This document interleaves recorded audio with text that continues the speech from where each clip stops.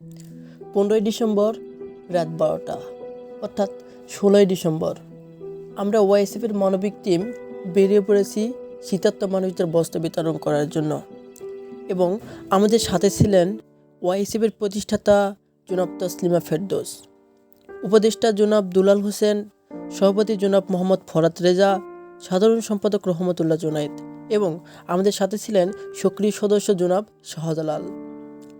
শীতার্ত বস্ত্র নিয়ে আমরা ফার্স্টে গেছিলাম সান্তাহার রেলওয়ে স্টেশনে এবং সেখানে যাওয়ার পরে আমাদের মাঝে যেটা পরিলক্ষিত হয়েছিল সেটা হলো অনেক বেশি মানুষ একবারে কিন্তু স্টেশনের পাশেই ছেঁড়া কম্বল, ছেঁড়া কাঁথা, ছেঁড়া চাদর দিয়ে শুয়ে আছে।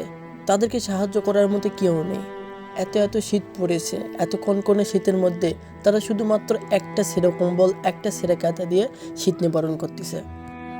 আলহামদুলিল্লাহ আমরা সবাইকে একটা করে কম্বল দিতে পেরেছি এবং রানীনগর স্টেশন নিয়ে ওয়াইএসএফের প্রতিষ্ঠাতা তসলিমা ফেরদৌস আন্টি কিছু কথা বলেছিল। 15 ডিসেম্বর শেষ করে 16 ডিসেম্বরের মধ্যরাত আমরা ওয়াইএসএফ টিম বের হয়েছি। আমাদের খুব সামান্যই সুযোগ, কিন্তু সেই সুযোগটুকু নিয়ে আমরা সেই শীতার্ত মানুষের কাছে যেতে চাই, যেখানে যে মানুষটি পথে দাঁড়িয়ে, লাইনে দাঁড়িয়ে এই কম্বল নেবার মতো তার মানসিকতা বা চিন্তা থাকে। ঠিক সেই লক্ষ্যকে সামনে রেখে আমরা ওয়াইএসএফ টিম নিয়ে বের হয়ে পড়ি এবং রানীনগর স্টেশনে এসে আমরা যেটা লক্ষ্য করলাম যে কিছু মানুষ শুয়ে আছে, সেখানে কেউ চাদর গায়ে, কেউ হয়তো পাতলা একটা কাঁথা গায়ে, কেউ জুড়ি সরে দাঁড়িয়ে আছে। তো একটি করে আমরা দিতে থাকি।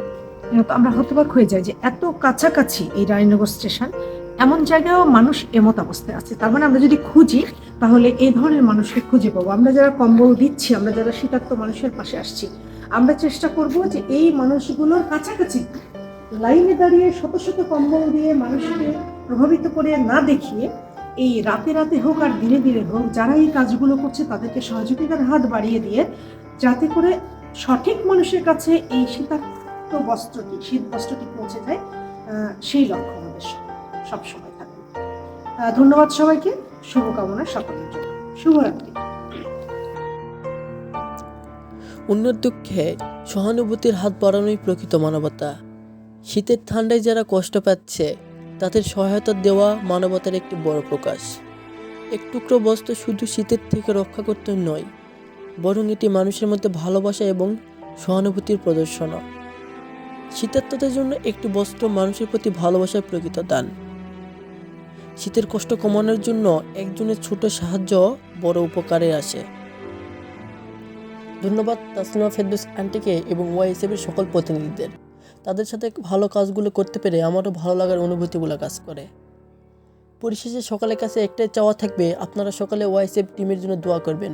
ওয়াইএসএফ টিম যেন মানব সেবার জন্য নিজেকে তুচ্ছ করে দিতে পারে। এবং আজকে ভিডিওতে এই পর্যন্তই। দেখা হবে পরবর্তী কোনো ভিডিওতে। ততক্ষণ সবাই ভালো থাকবেন, সুস্থ থাকবেন। আল্লাহ হাফেজ।